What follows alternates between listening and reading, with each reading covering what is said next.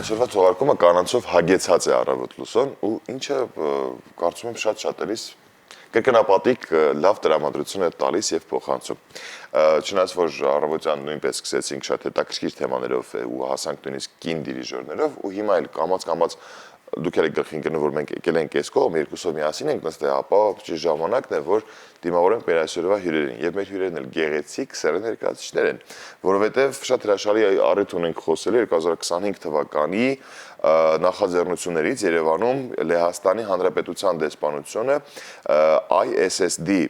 կազմակերպության հետ համատեղ իրականացրել է մի շարք ծրագրեր,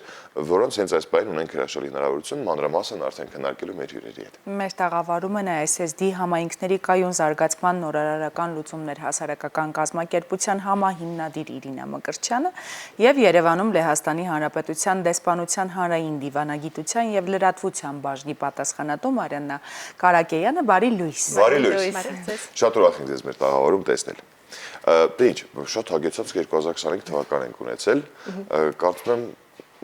դուք որոշեք որտեղից եք ուզում սկսել ու այսպես փորձենք մանրամասն նաև ներկայացնել մեր հայրենակիցներին։ Շնորհակալություն։ Նախ պատմեմ մի փոքր Լեհաստանի զարգացման ծրագրի մասին։ Դա Լեհաստանի Հանրապետության արտգործնախարարության ծրագիրն է, որը ուղղված է Հայաստանում, տարբեր երկրներում, բայց այս պահին Հայաստանում ենք իրականացնում, ուղղված են կրթությանը, բնապահպանությանը, գյուղատնտեսությանը եւ մի շարք ոլորտներ ենք դիտարկում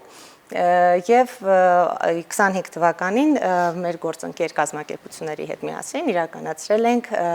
3 նախագիծ, որոնցից մեկը նաեւ ISSD կազմակերպության հետ իրականացված նախագիծն է։ Որոնք են այդ 3 նախագծերը, մինչև անդրադառնանք արդեն ISSD-ին։ Ուրեմն Եվրասիա բարեգործական ՀԿ-ի հետ իրականացրել ենք Սարդարապատի հուշահամալիրի տարածքում ռազմավարական օբյեկտի բարելավումը, ինչպես նաև այդ նույն կազմակերպության հետ կազմակերպել ենք սոցիալական ծառայությունների բարելավումը Գեղարքունիքի եւ Արարատ մարզի օրապահի կենտրոններում եւ հայկական Կարիտաս բարիսիրական կազմակերպության հետ իրականացրել ենք տեղ համայնքի Վաղատուր գյուղում գյուղատնտեսական տեխնիկայի գնում։ Հրաշալի, որը կարծում եմ շարունակական բնույթ ունի այդ նախագծերը։ Այո, մոտ 14 տարի արդեն լեհական համագործակցության այդ օգնությունը Հայաստանի տարբեր մարզերում իրականացնում է տարբեր ծրագրեր եւ կախված է գործընկերներից դրամաշնորհային տարբեր մրցույթային տարբերակներով գործընկերները առաջարկում են իրենց նախագծերը եւ մենք արդեն կամ ֆինանսավորում ենք կամ համաֆինանսավորում ենք։ Կարծում նույն մրցույթի ճանապարհով ընտրվում են վայրերը, թե որ ուղղությամբ պետք է գնալ, թե այլ քաղաքականություն կա այդտեղ։ Իրականում վայրերը այդքան կապ չունեն, որովհետև ամենտեղ էլ կա այդ խնդիրը, որ ամենտեղ էլ կան որոշակի խնդիրներ տարբեր ոլորտներում եւ ուղղակի ըստ մեր գործընկերների, ըստ արդեն նախորդ տարիների արված նախագծերի հասկանում ենք, որին կարող ենք մասնակցել։ Իսկ այս տարվա մասով ինչ կասեք։ Երբ նախատեսվում նույն համագործակցությունները։ Դեռ այս տարվա վերաբերյալ այդքան մանրամասն ինֆորմացիա չեն կարող տրամադրել, արդեն ընթացքում պարզ կլինի եւ արդեն տարեվերջին կկարողանանք ամփոփենք։ Առիթ կունենանք նորից հանդիպելու։ Մենք ընթացից ձեզ պատրաստ ենք այո հյուրընկալել եւ վերադառնալով ISSD-ի հետ համագործակցությանը, սա էկոդպրոցներ կարծես ծրագիրն է, ինչ ծրագիր է եւ ինչ համագործակցության մասին է խոսքը։ Էկոդպրոցները բնապահպանական կրթությանը զարկ տալու ուղղված ծրագիր է, որը որ մենք արդեն Հայաստանում իրականացնում ենք մոտ 2 տարի, ինքը գործում է աշխարհի 100-ից ավելի երկրներում եւ Հայաստանում մենք տվյալ պարագայում ծրագիրը իրականացնում ենք Երևան, Նարմավիր եւ Գեղարքունիքի մարզերում։ Ծրագիրը շատ ակտիվորեն համագործակցում է նաև կրթության, գիտության, սպորտի եւ մշակույթի նախարարության հետ եւ նպատակ ունի 12 տարբեր բնապահպանական թեմաներով պատրաստել ապագա առաջնորդներին։ Եվ թեմաներից մեկը, որը որ մենք ծրագրի շրջանակներում ունենք, դա էներգիայի թեման է եւ Լեհաստանի դեսպանության հետ մենք արդեն մի քանի տարի է ինչ համագործակցում ենք տարբեր բնապահպանական, կրթական եւ գյուղատնտեսական ծրագրեր իրականացնելու հարցում եւ այս տարի 25 թվականին անցյալ տարի առաջարկեցինք, որ փորձենք համագործակցել էներգիայի թեմայով եւ մշակեցինք մի հետաքրքիր նախագիծ, որը թույլ տվեց Արմավիրի մարզում գործող դպրոցների շրջանակում կազմակերպել մրցույթ, որը որ հենց երեխաներն էին ի սկզբանե ամեն ինչը իրականացնում, բացահայտում իրանց մոտ էներգիայի հետ կապված տարբեր խնդիրները, աուդիտ էին իրականացնում եւ հետո արդեն ըստ կարիքի այն դպրոցները, որտեղ որ կար արևային պանելների կարիք, իրենք ներկայացրեցին իրենց հայտերը եւ մրցութային կարգով երկու դպրոց ընտրվեցին, որոնք որ ստացան 10 կիլովատ հզորությամբ արևային պանելներ, որը թույլ է տալիս միջինում տարեկան մոտ 700,000-ի խնայողություն անել իրենց էլեկտրականության ծախսերի հետ կապված եւ իհարկե ապահովել հետաքրքիր նախագիծ երեխաների մոտ ստեղծել շատ կրեատիվ ձևաչափ, հա, այսինքն իրանք են իրենց դպրոցի համար իրականացրել այդ ամբողջ աշխատանքը եւ այդ հաճելի պահը, որ իրանք մեծ փոփոխություն են բերել, կարծում եմ երեխաներին շատ ոգևորել է իրենց դպրոցի համար։ Այո, շատ կարևոր է երեխաների ու աշակերտների անմիջական ներդրումը այս գործունեության մեջ, բայց ինչ մոդելով է համակարգվում մրցույթը, ինչ չափանիշներով են որոշվում եւ մրցութային փուլում ինչ են ներկայացնում աշակերտները եւ ինչ թեմաներով։ Մի քանի փուլից էր բաղկացած, նախ առաջին կարևոր կետը, որ դպրոցները պետք է կազմակերպեին իրենց բնապահպանական ընտրված թեմայով աուդիտը, որպեսզի հասկանային ինչ խնդիրներ կա եւ այդ խնդիրներին իրենք ինչպես կարող են անդրադառնալ։ Դրանից հետո եկել է հայտի փուլը, այսինքն բոլոր այն դպրոցները, որոնք հետաքրքրված են եղել, լրացրել են բավականին ծավալուն հայտադիմում, որը որ ամբողջությամբ ներկայացրել է իրենց դպրոցի, համայնքի եւ այլ հարցերը, օրինակ համայնքներ ունենք, որտեղ գազաֆիկացում չկա, այսինքն այնտեղ կա նաև շատ մեծ խնդիր, որ այդ արևային պանելները թույլ կտան դպրոցներին շատ ավելի կայուն լինել եւ արդեն հայտերից հետո ունեցել ենք pitching ասվածը, ներկայացման կոմպոնենտը,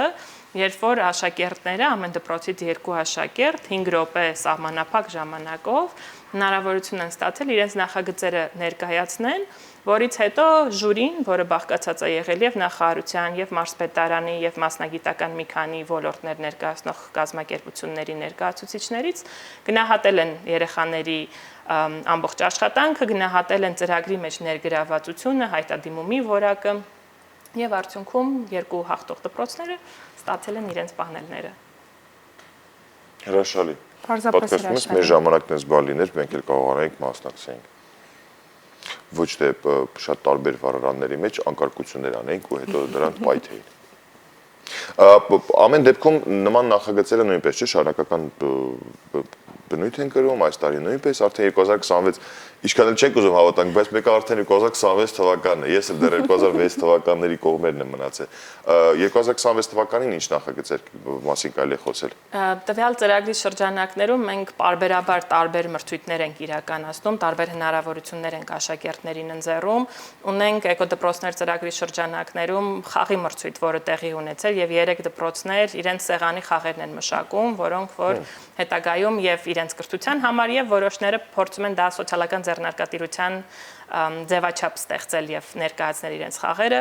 Ունենք 5 նախագծային աշխատանք, որոնք որ ֆինանսավորվել են սկսած ջերմոցային տնտեսության փոքր ջերմոցային տնտեսության կառուցման, վերջացրած օճառի բնական օճառի արտադրության։ Այս տարի նախատեսում ենք, որ տվյալ դպրոցներում կունենանք կանաչ անկյունների ստեղծման մրցույթներ, հուսով ենք, որ կկարողանանք նաև շարունակել արևային պանելների եւ ջրատաքացուցիչների կոմպոնենտը եւ շատ հետաքրքիր երկրորդ կիսամյակում շատ հետաքրքիր բաղադրիչ ենք ունենալու փորձի փոխանակման մասով, որի շրջանակներում առավել ակտիվ էկոհանձնաժողովների անդամները, յուրաքանչյուր դպրոց ունի իր էկոհանձնաժողովը, իրենք արդեն ունենալու են նաև միջազգային փորձ, միջազգային ուսումնական փորձ ունենալու հնարավորություն, որևէ երկիրը դեռ չենք որոշել, բայց դա նույնպես ակնկալում ենք, որ այս տարի տեղի կունենա։ Իսկ ո՞նց է պետք է դիմել ձեզ։ Օրինակ մեր դպրոցը ուզում է, մեր դպրոցը Պեչմիածնի ինչ որ մի գյուղի դպրոց է, որ ուզում է մասնակցել։ Ինչ է պետք դրա համար մասնակցելու։ Կանաչապատում է ուզում, չգիտեմ, արևային պանելներ են ուզում։ Մենք բաց հայտարարություն ենք տալիս, երբ որ դպրոցների ընդունումը հնարավոր է, կրթության նախարարության կողմից նաև շրջաբերական է տարածվում բոլոր դպրոցների շրջանում եւ Երևանի դեպքում Երևանի քաղաքապետարանի, մարզերի դեպքում համապատասխան մարզպետարանների կողմից գրություններ են ուղարկվում դպրոցներ, որպեսզի բոլոր ցանկացող դպրոցները կարողանան մասնակցել։ Այս պահին հիմա բաց չեն դիմումները, բայց մենք նախատեսում ենք, որ մինչև գարնան վերջ եւս մեկ փուլ ենք ունենալու եւ այսպիսով այն դպրոցները, որոնք որ գտնվում են մեր թիրախային մարզերում եւ քաղաքում, կարող են հանգիստ դիմել։ Ամեն դեպքում բոլոր ծրագրերը իրականացնելիս դու ձեզ համար կարևոր բաղադրիչ է աշակերտների անմիջական ներգրավվածությունը եւ դա կարծես պարտադիր պայման է, ճիշտ եմ հասկանում։ Պարտադիր պայման է միանշանակ էկոդպրոցները ունի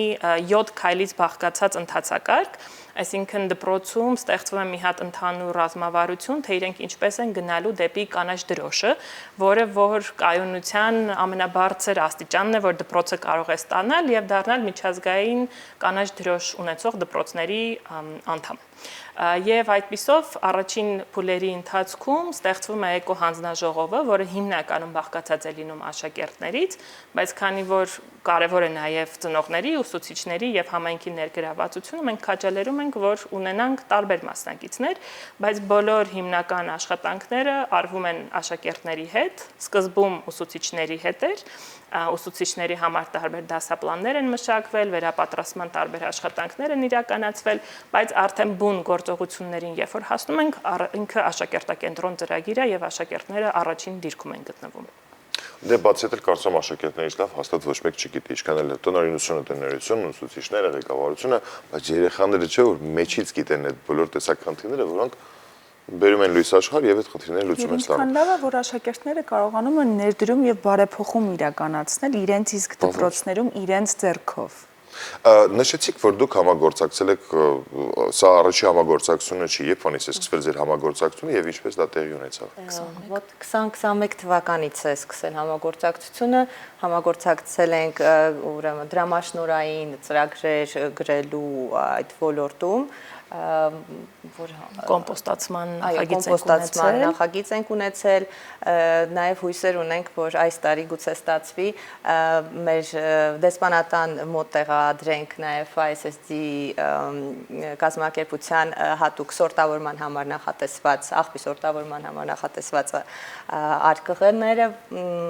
որոնք շատ կարևոր են, ընդհանրապես Երևան քաղաքում արդեն գոյություն ունեն, բայց դե շատ քիչ է ամեն դեպքում այդ ոլորտը մենք ուզում ենք նաև որ դեսպանությունն էլ իր կողմից իրազեկման գործիք լինի նաև որ կարողանանք տեղեկացնել մարդկանց նման երևույթի մասին եւ քաջալերենք որ նույնպես միանան։ Դա շատ լուրջ թեմա է իմ կարծիքով ու հաշվի առնելով որ նշեցիք 2026 թվականը նույնպես հագեցած է տարբեր ծրագրերով, ավանդույթին հավատարիմ մնալով մենք կամփոփենք ծրագրերը վերջնահարցությունների մասին արդեն կհանդիպենք մեր տաղավարում, որպեսզի ավելի մանրամասն կիսվենք, զրուցենք եւ տեղեկացնենք նաեւ մեր հայրենակիցներին։ Մարիաննա, Էլինա, շատ շնորհակալություն, կարևոր տեղեկությունների համար եւ կարևոր աշխատանքների համար։ Շատ շնորհակալ ենք ձեզ, որ առավոտը սկսեցիք մեզ հետ։ Իսկ մենք շարժվենք սահուն կերպով, եթե դեմ չեք, դեպի երաժշտություն եւ երաժշտական կերպով էլ վերադառնանք կրկին եթեր Ռուբեն։ Սիրով։